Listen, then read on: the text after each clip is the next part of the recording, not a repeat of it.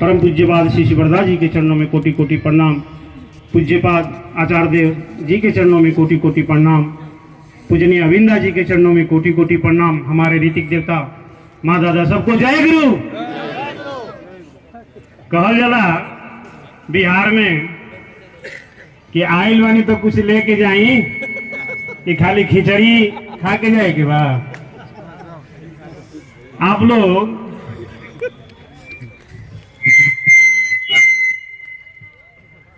यहाँ पर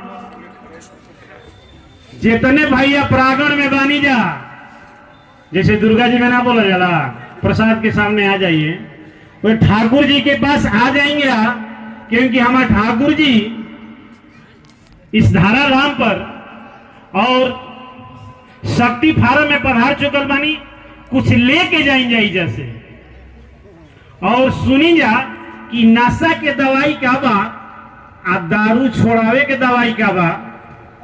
हम उहे फौजी बोलो तनी जे अपना औरत के साथ गिलास लड़ा के दारू पी ले बनी, जान ली जा वो दवाई आज मिली। अभी जो भोजन खा के भइल हो कि तोहारे नमवा हर रोग के दवाई ठाकुर जी। कितना और बड़ाई करी। हनुमान जी बानी, बहुत भगवान है जरा दाम पर बानी, रउआ काहे बानी तो गौले हैं कि तोहारे नमवे ठाकुर जी, राउर सत नमवे हर रोग के दवाई ठाकुर जी। ऐसे ही एक माह मेरा पोस्टिंग था, मैं इंडियन आर्मी से, मैं भारतीय सेना में जैसीओ था और एक पदाधिकारी होते हुए मेरे कैंप के मिलिट्री कैंप के बगल में एक मां सत्संग करा रही थी। और वो सत्संग मातृ सम्मेलन जब न तब अपने घर में करा रही थी। सुनिए मेरी घटना। दारू कैसे छूटेगा, मांस कैसे छूटेगा। हम लोग के बिहार में लोग कहता है कि बंगाली गुरु हैं, पैसा लेते हैं। तो कौन गुरु हैं आज आप लोग को हम निखार देते हैं कि हैं कौन, किनके बीच हम लोग यहां पर बैठे हुए हैं। तो मां मातृ सम्मेलन मुजफ्फरपुर में कराती थी, सत्संग कराती थी। एक दिन हम लोग का यूनिट में कुछ कश्मीर हम लोग जाने वाले थे। पूरा आर्मी का कैंप में मीटिंग हम लोग का था। उसी मीटिंग में होने लगा जय राधे राधे कृष्णा कृष्णा। हमारे साहब बोले फौजी चित्रंजन वो जाओ तो वो जो बुढ़ऊ का फोटो लगा हुआ है, जने पहने हैं, उनका फोटो उठा के हारमोनियम ढोलक सब लेके मिलिट्री कैंप में आ जाओ। अब साहब की बात, अब जब साहब बोल दिया कि लेके आओ तो मैं गया तुरंत और ठाकुर जी के फोटो ऐसे उठाए, वर्मा का फोटो उठाए, बरदा जी की फोटो उठाए, हारमोनियम में को फौजी उठाया, झाल उठाया और ऋतिक देवता कैसे कालर पकड़े। बोले कि आप यहाँ रोज रोज ड्रामा किए हैं और कहते हैं कि भगवान हैं। ऋतिक देवता बोले पिछवा से कलरवा छोड़ दीजिए, हम चल रहे हैं। ऋतिक देवता को कैंप में लेकर हम चले गए। लेके जाने के बाद ठाकुर जी के फोटो कैंप में, सत्संग बंद। हम बोले कि आप लोग का नौटंकी होता है, रोज रोज कोई काम धाम ना है। जब ना तब यहाँ आके मातृ सम्मेलन तो हई सम्मेलन तो हऊ सम्मेलन। एगो तोहरे ठाकुर भगवान भेल बलन बिहार वाला भाषा में। और ऋतिक देवता बोले कि फौजी भाई पीछे से तो धरे हैं, लेकिन कल का सूर्य आप देख लीजिएगा। अब हमरा तो पसीना छूटे लगा कि कल के सूरज देखो कि ना देखो, हो सकता था मर देगा। और ऋतिक देवता से बोलनी कि ठीक भाई फोटोवा लेके जाए, लेकिन सत्संग मत करब जा। ये हमारे साहब का आर्डर है। आई बाबा जो जने पहले बानी हम इनको के प्रणाम करतनी, का करे के पड़ी तो कमा वही में तो हर बार आई बा कि दीक्षा ले लो। हम कहेंगे महाराज क्या यो करो का करे के पड़ी। दारू तो हम डेली 2 बोतल पीते हैं भाई, अब मांस भी खाते हैं। अब मिलिट्री में तो जानबे करते हैं आप लोग, एगो अंडा मिलता है सुबह में मुंह धोने के बाद, काजू मिलता है, 1 अंडा जरूर मिलेगा, 2 अंडा मिलता है, बृहस्पति कुछ छोड़कर मांस तो 7 दिन है। और ऋतिक देवता ठीक है आप खाइएगा, लेकिन दीक्षावा ले लीजिए। हम जो है दीक्षा ले लिए और एक ही शब्द माथा में घटक रहा था कि कल का सूरज देख लीजिएगा। हम बोले कि हो सकता है मर जाएंगे, क्या हो गया, डर से दीक्षा ले लिए। दीक्षा लेने के बाद वो बोले कि 1 रुपया प्रतिदिन आप लोग, ये ऋतिक देवता जो बैठे हैं ना डंडा ले लेके, इन लोगों को लीला हम बताएंगे इन लोग कौन है। 1 रुपया से फौजी भाई इष्टभृति कीजिएगा। हम कहनी चलिए, मरता क्या नहीं करता, अब नहीं मरेंगे, सूरज भी नहीं देखेंगे तो दे दो दीक्षा। दीक्षा ले लिए। आप बोले थे 30वां दिन इसको मंदिर में फौजी भाई जमा करिएगा। हमें ठीक है, दीक्षा दिए। उनको हारमोनियम, फोटो सब माँ लोग इकट्ठा होकर कैंप में पूरा बोल रही थी, हाय ठाकुर, हालो ठाकुर, सब लोग कर रही थी। दे दिए, ले जा तू ठाकुर के। दीक्षा लेने के बाद 1 रुपया ऋतिक देवता बोले थे निकालिएगा और 30वां दिन दे दीजिएगा। जब 30वां दिन होता था तो पत्नी से कहते थे कि 2 ना दारुया में घटा था 30 रुपये दारू लेके आवत नहीं। वो इष्टभृति के पैसा से दारू लाते थे। इष्टभृति के पैसा से माने कुछ पैसा मिला ला के मांसो ला देते थे। 3 महीना होता था तो दोनों आदमी का 1 रुपया 60 रुपया होता था, 120 रुपया हो गया। पैसा नहीं के कबो पैकेट में तो इष्टभृति के पैसा से मछलियों लेके चल आते थे। ठाकुर जी को जहां किचन मेरा था, ऊपर ठाकुर जी और नीचे जो था मांस बनता था। और जब भी हम दारू पीते थे तो ठाकुर जी के भी 1 गिलास देते थे कि तुम पियो, आप पत्नियों के 1 गिलास देते थे कि तुम पियो, हम पियो तुम। ऐसा भी रीतिक होते हैं क्या संसार में? ऐसा भी आदमी ठाकुर को कैसे एक दानव से, एक राक्षस से सुंदर लड़की को हम देखते थे तो कहते कि वाह इसी से हमारी शादी हो जाए तो बड़ा अच्छा रहा। कितना खराब थे हम ठाकुर के पास आज रोते हैं। वो क्या समय था मेरा, ठाकुर आपको पहचानते नहीं थे। आज क्या समय है कि मैं आज आपका गुणगान कर रहा हूं। ठाकुर जी की दीक्षा लेने के बाद ये 6 महीना तक दारू और मांस मछली खाते थे। एक दिन ठाकुर जी के इष्टभृति के पैसा से, दादा एक चीज थोड़ा और बता देते हैं। जब आचार्य देव जी लॉकडाउन में हमको क्या हो गया भैया, हमको जब सप्रतिक रीति का पंजा दे रहे थे उस समय कोई नहीं था। हम रोते रोते गए थे तो मालिक बोले थे फौजी, अविंदा बोलते हैं फौजी भाई भारत का प्रथम पंजा है ऋत्विक का, दादा हमारे पिताजी आपको दे रहे हैं, भूलवाइएगा नहीं। दादा बोल रहे हैं फौजी तुम जहां भी सत्संग में जाना अपनी घटना को जरूर बता देना। इसीलिए मैं वो घटना आप लोगों को बता रहा हूं। तो हम जब 6 महीना तक दारू पिए, एक दिन इष्टभृति के पैसा से मछली लेकर आए थे, सोचे थे थोड़ा खा लेंगे और फिर कल ड्यूटी चल जाएंगे खा के। उसी समय पैरालिसिस अटैक कर दिया। ऐसा पैरालिसिस मारा कि मुंह जो था ऐसे टेढ़ा हो गया, कमर से उठ नहीं जा रहा था, मुंह खुल नहीं रहा था, आंख बंद। मने मने थेथरा आके बोलो तनिक बुढ़ो के दिन बा जो कर दीक्षा वाले ले आई 6 महीना जो हम इष्टभृतिया के पैसा खाए ना, उजा लगता कि बुढ़ो के काम के लिए। अपनी पत्नी से बोल रहे थे।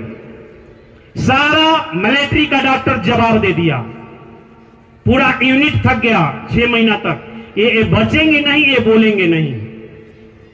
एक दिन मन में श्री ठाकुर से मैं प्रार्थना किया, सुन रहे हो आप भगवान हैं। दीक्षा देते समय वो ऋतिक देवता बोले थे कि आप ही राम हैं, आप ही कृष्ण हैं, आप ही चैतन्य महाप्रभु हैं, आप कलयुग में राम थे, द्वापर में कृष्ण थे, इस युग के भगवान है ठाकुर। अगर हैं तो 10 दिन में मेरा पैरालिसिस ठीक कर दिए। मेरा लैट्रिन पैखाना जो था ना बेड पे हो रहा था। सारा डॉक्टर फेल, होम्योपैथिक भी फेल। और ठाकुर से बोले थे कि जैसा चेहरा था अगर वैसा लौटा दीजिएगा 10 दिन के अंदर तो आजीवन इष्टभृति 30वां दिन देवघर में ले जाकर जमा करूंगा।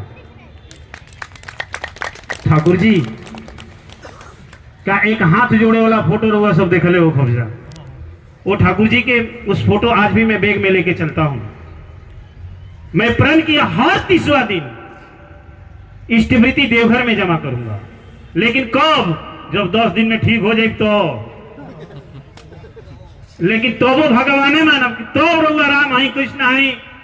आज जो लोग कहता है बंगाली गुरु, अब हम समझ जाए कि दुनिया के मालिक रहुए हैं। सब रूप में आप ही है प्रभु। जब 10 दिन में ठीक कर दीजिएगा तो 8 दिन हुआ, 9 दिन हुआ, गिना तनी अंगूरी पर हम हमारे यहाँ से बात भइल बा, तीसरा से कोई ना। जब 9वां दिन हुआ, 10 में प्रवेश किए, सुबह में सोचिए जैसा चेहरा था उससे भी सुंदर चेहरा, और जैसा शरीर था वैसा भी शरीर हो गया।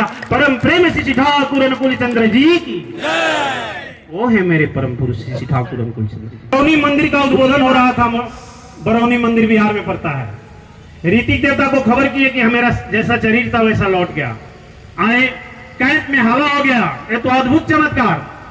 मेरा जो ब्रिगेडियर था सम्मानित किया, तुम किसको मानते हो, ऐसा कैसे हुआ? मैं ठाकुर जी के बारे में बताया।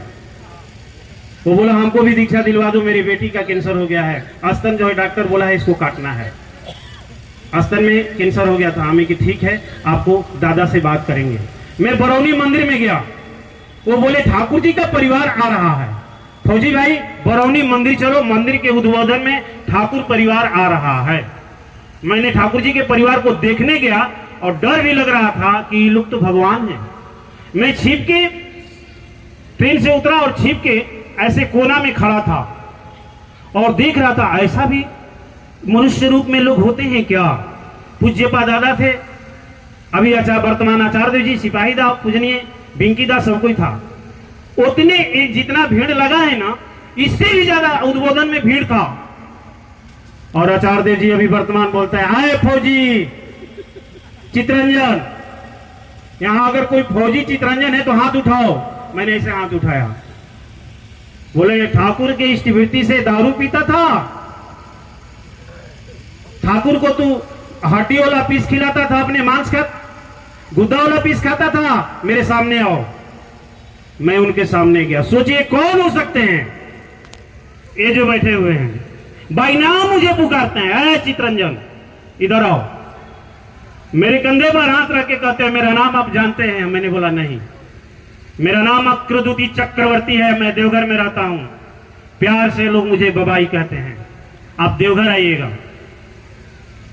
एक दिन के बाद मालिक बोले, मैं बोला आपको वहां लोग पहचानते हैं? बोले मैं आप कभी भी आकर किसी से पूछिएगा बबाई दा कहां रहते हैं। मैंने देवघर गया। देवघर जाने के बाद कुछ दिन के बाद 2, 4, 5, 10 दिन के बाद गया। गेट पर पूछते हैं कि बबाई दा से मिले के बाद। लोग बोला थे कहां से आइल बोला। मैंने तुम्हारे से बबाईदा मिल या नहीं, हमरा के बताएंगे वहां के बैठी ना कहा। लोग बताया कि जाइए उधर। गए तो पहले ही वो बोल दिए कि एक फौजी इंडियन आर्मी के वर्दी में वो गेट पर आ गया। वो देखिए वो कौन हो सकते हैं, जिनके सत्संग में बैठे हैं कौन हो सकते हैं। वो आ रहा है, उसको मेरे पास लाओ। मैं जैसे ही गया, मालिक बुलाकर बोलते हैं फौजी आज के बाद आजीवन मीट मछली लहसुन प्याज नहीं खाना। मैंने बोला दादा दारू कैसे छूटेगा? दादा बोलते दारू पीने का मन है क्या? हमें अभी मंगा दीजिएगा तो पियो लेंगे। फिर दादा बोलते हैं नहीं, आज के बाद जीवन भर त्याग दो। मैंने उसी समय मीट मछली लहसुन प्याज त्याग दिया। मालिक बोले और त्याग दिया। मेरा मोच को गवर्नमेंट 3000 रुपया देता था, ऐसे दोनों मेरे बड़ा बड़ा मोच था। दादा की आचार्य जी की माँ बोलती है आए फौजी, इसको बंगला में भोप बोलते हैं, हमको उसी समय की याद है, इसको कटवा दो। मैंने बोला कटवाएंगे तो 3000 चल जाएगा। बोली कि कटवा दो तो कटवाइयो दिए। उसके बाद 12 वर्ष तक लगातार में इष्टवृत्ति स्वयं 29वां दिन जाते थे, 30वां दिन ठाकुर को दे देते थे।